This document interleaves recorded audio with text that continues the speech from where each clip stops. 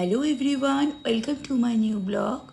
এত সুন্দর একটা ল্যাংচা রেসিপি তোমরাও করতে পারবে যদি এই ভিডিওটা সম্পূর্ণ দেখো। খুব ঘরোয়া উপকরণে সুন্দরভাবে এইভাবে ল্যাংচা তৈরি হয়ে যাবে, খুব স্পঞ্জি নরম। শুধু একটু ধৈর্য ধরে ভিডিওটা দেখলেই তোমরাও পারবে। এর জন্যে আমি এখানে চিনির রসটা করে নিচ্ছি।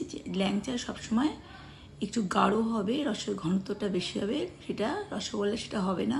যদি 1 বাটি চিনি দাও, 1/2 বাটি জল দেবে, এটা পরিমাপ রেশিও।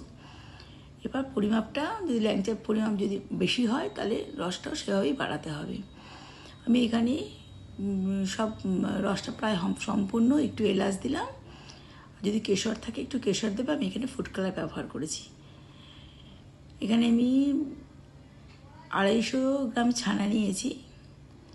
250 গ্রাম ছানাকে ভালোভাবে মশটে নিলাম, হাত দিয়ে ভালোভাবে তালু দিয়ে একটু চারদিকটা মশটে নেওয়ার পরে এর মধ্যে আমি 250 গ্রাম ছানাতে সুজি দেব 3-4 চামচ।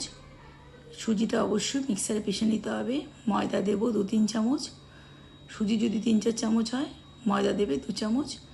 আর গুঁড়ো দুধটা পরিমাপটা যেমন মিষ্টি ভালোবাসেন সেভাবেই দেবেন। আমি এখানে গুঁড়ো দুধ দিয়েছি 1/2 বাটি।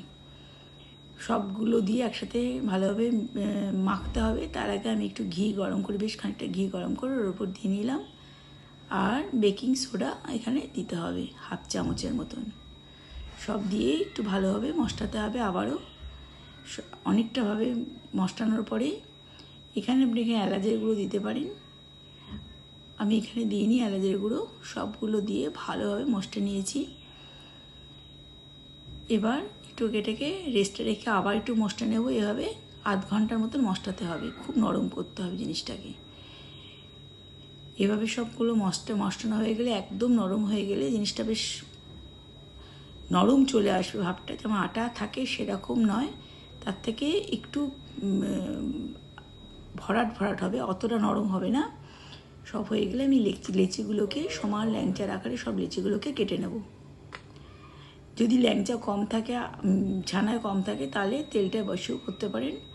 আমি এখানে তেলটা বেশ খানিকটা তেল গরম করতে এখানে আগে দিয়ে দিয়েছি। সব লেচিগুলো কাটার পর ল্যাংচার আকার সবগুলো করে নেব।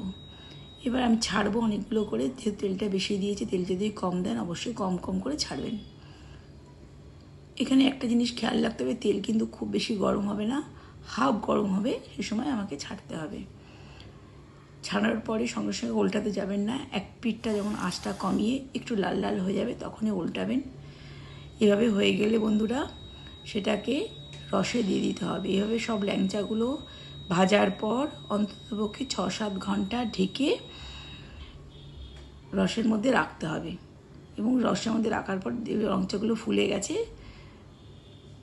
তখনই এটা পরিবেশন করতে হবে। রেসিপিটা ভালো লাগলে লাইক শেয়ার সাবস্ক্রাইব করবেন। আবার দেখা হবে নেক্সট ভিডিও।